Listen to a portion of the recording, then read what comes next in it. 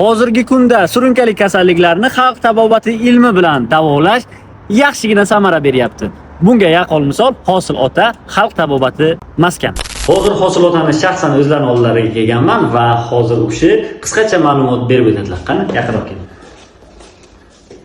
Mana bizni xalq tabobat maskanimizda asosan umurtqa sho'rasi rus tilida diskirija deb aytiladi.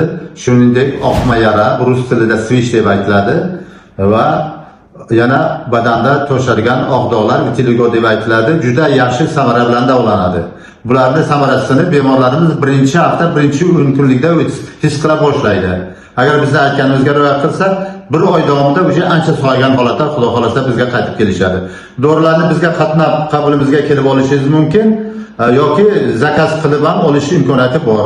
Lechenani har bir kasal o'zining uyiga davom ettiradi. Dorini bizdan oladi, uyiga borib o'z uyida davom ettiradi muolajani. Salomat bo'linglar. Juda chiroyli tushuntirish bo'ldi. Manzilimizni eslab qoling. 7-mikrorayon, ya'ni Mirxandan kelaverishda chap qo'lingizda yangi domda joylashgan. Batafsil ma'lumotlarni ana bu nomerlarga telefon qilsangiz, bitta-bitta tushuntiradilar.